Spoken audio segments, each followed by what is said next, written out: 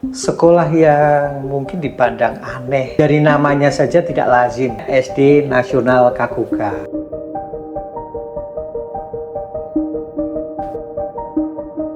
Memang secara umum SD kita itu berbeda.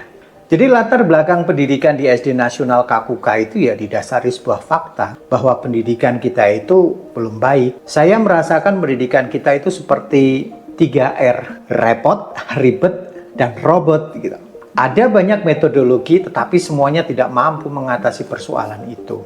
Bukannya pendidikan itu seperti yang pernah disampaikan guru kita, Ki Hajar Dewantara, konsep dasar pendidikan adalah kemanusiaan. Dan yang kita lihat selama ini pendidikan itu hanyalah sebuah kompetisi.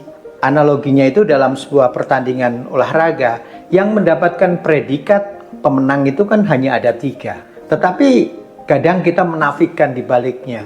Ada ratusan peserta yang menyebabkan adanya pemenang. Mereka juga melakukan hal yang sama, berproses dan berlatih. Menurut saya jika pendidikan itu diperlakukan seperti ini akan menjadi tidak baik.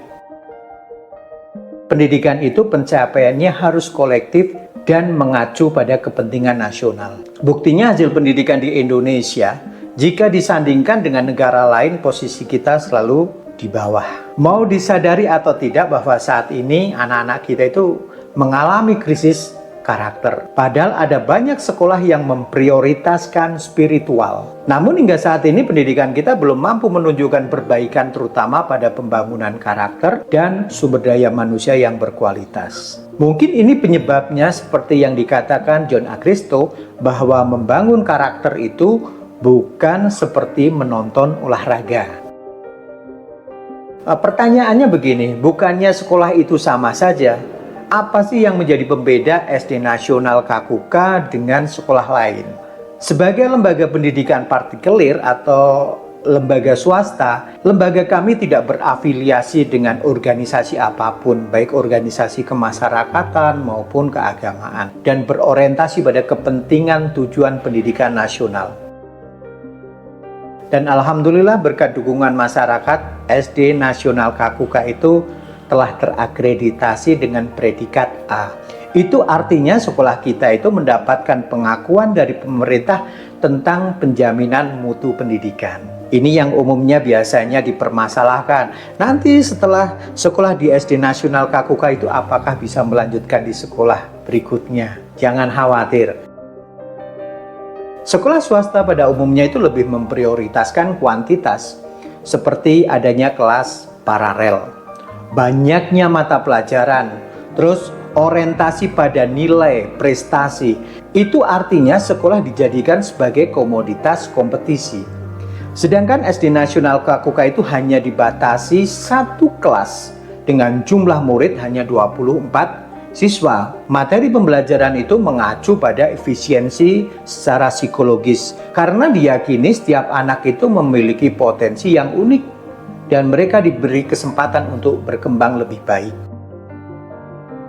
Mungkin akan terasa aneh jika SD Nasional Kakuka itu tidak menyelenggarakan buku paket, buku LKS, tidak ada ulangan, tidak ada PR.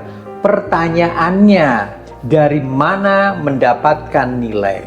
Perlu saya pahamkan bahwa metodologi penilaian itu ada banyak. Umumnya penilaian itu bersifat kuantitatif, tetapi kita melakukan penilaian itu diperoleh melalui pengamatan setiap hari. Mulai dari kedatangan, terus bagaimana perilaku anak di sekolah, terus proses belajar dan hasil belajar. Yang selanjutnya diakumulasi dan dapat dilihat dari indeks perkembangan. Tidak harus menunggu 1 semester untuk melihat rapot. Bahkan setiap hari atau setiap minggu, orang tua dapat memantau hasil perkembangan anak.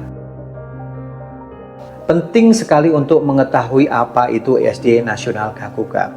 Setidaknya yang saya sampaikan ini akan memberi perspektif baru bagaimana mempertimbangkan untuk memilih sekolah yang sesuai dengan perkembangan putra-putri kita.